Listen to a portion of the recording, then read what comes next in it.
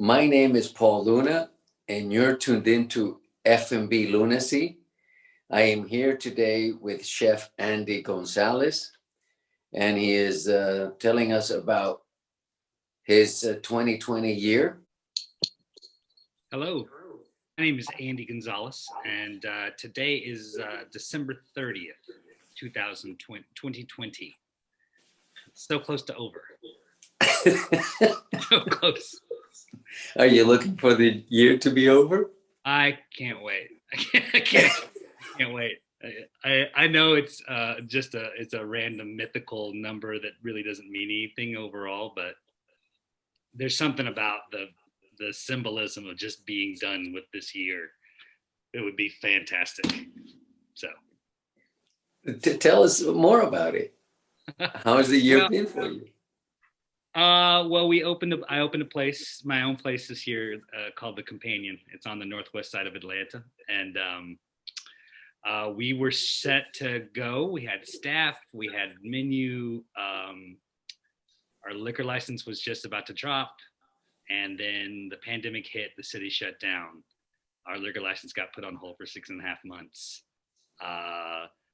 And then we tried to figure out how to pay our bills. Yeah, we're open. We had to open April 1st, which is the most appropriate day in 2020 to open a new place. April Fool's Day. So,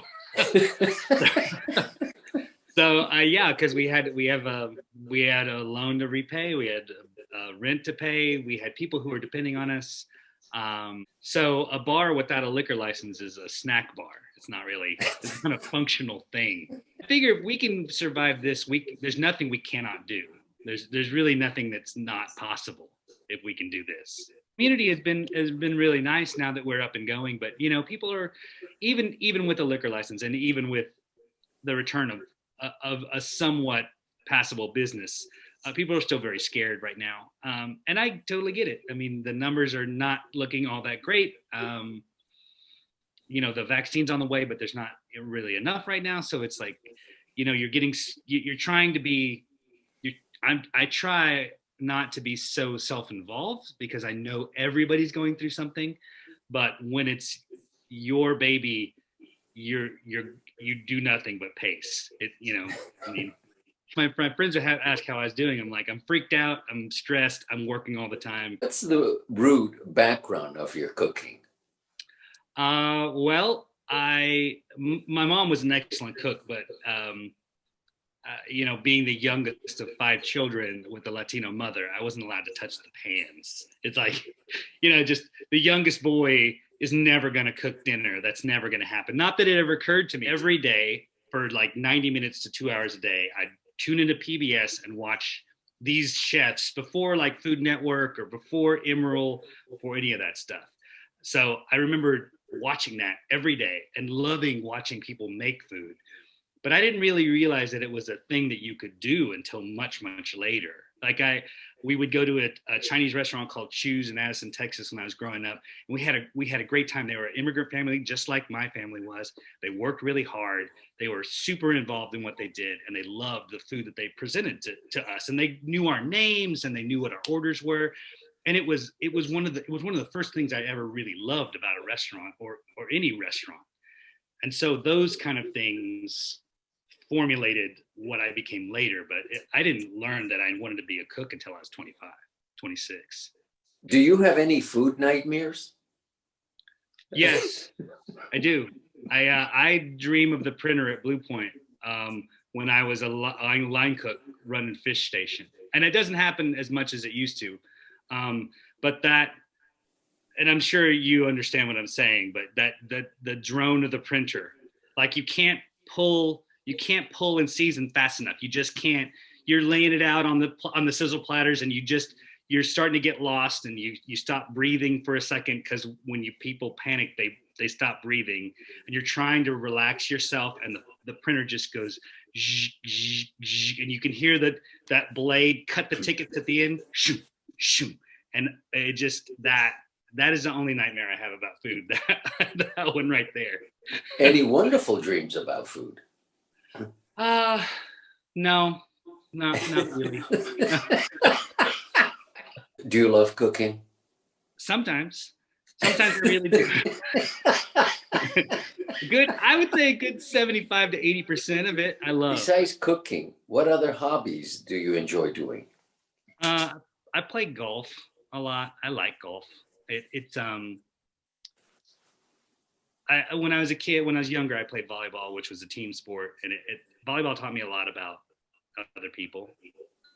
As not an only child, but the youngest by a long time, I kind of grew up solitary without any other people my age around me. And volleyball taught me a lot about other people, but golf has taught me more about me, like what I'm good at. Am I good under pressure? Do I deliver in a pinch? You know, general expectation management, imagination. And as a Mexican playing golf, I'm not always welcome all the time, but is there a sign there, Chef Andy, that says no Mexicans? I will say that my favorite memory was I played with my father-in-law at his private club, and we were leaving like the third hole, and the grounds crew was like, they were waving at me like, hey, like, they were like, yeah, like, yeah, cool, thanks guys. What are you looking in an employee applying for a job? In the kitchen. In the kitchen. In the kitchen. Punctuality is number one. Like, you be on time, like not a little, you know, I'm not going to tell you be early. You know what I mean? That's always seems silly. Like, just be there and be ready to go. That's number one. Number two is a flexible attitude mentally, being able to take instruction and being open to new ideas. Like, there's nothing worse than inheriting someone who thinks they know everything that there is to know, because even after all this time, there are lots of things I don't know about. I still have to look up ingredients occasionally. I mean, the passion of wanting to know more is so important. And then the last thing is just work ethic. Like, you have to, there's shit in the restaurant business that you don't want to do. Nobody wants to do it. Like, I don't want to clean out the grease trap sometimes, but I have to do that. If it clogs, I can't surrender a service. Like, that was one of the things I was trying to teach a sous chef of mine. It's like, being in charge doesn't mean handing out orders. Being in charge means you're going to have to do some shit that you don't want to do. You're the one who's in charge. This question is a bit off the wall. Chef Andy, would you consider yourself a lunatic? No. No. I certainly have large flaws in my personality and my ability to process emotions. However, Lunacy, there's nothing wrong with it, but at the same time, like, it's hard for people to like follow you when you make very odd decisions occasionally.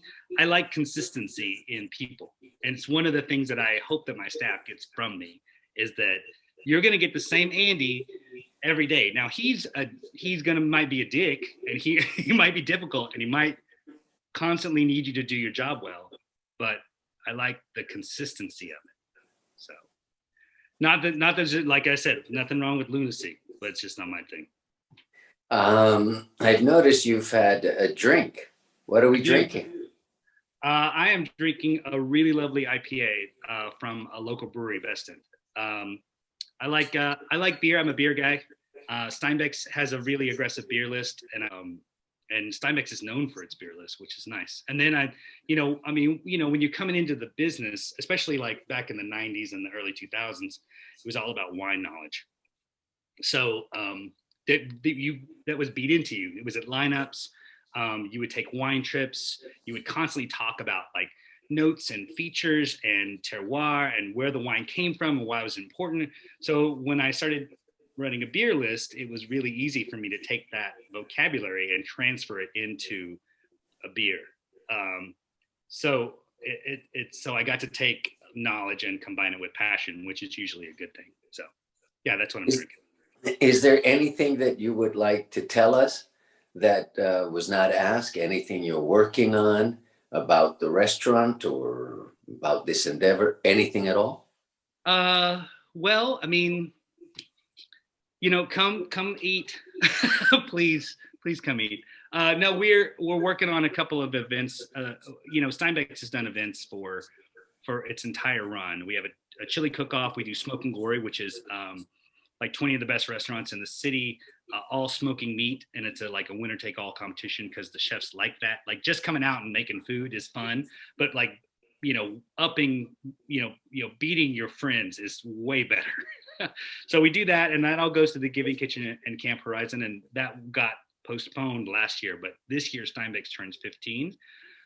So I'm going to try to put Smoke and Glory and Steinbeck's 15th anniversary or 15th birthday party together. So that's something I'm excited about. And, we're not sure how many people it could be, but we have a big lot and we can really distance people out so that they feel safe, which is great. And then the companion will start doing events as well. So those are the things that I look forward to, those special days where everybody gets to come out and shoot the shit and have a good time. So nothing lasts forever. Nothing good lasts forever and nothing bad lasts forever. So eventually this will all end, I hope, soon, and then we'll hopefully get back to business. I do think that the complexion of the business will be totally different when we do come back, and it'll stay that way for a while. But at least it'll be back, and people can make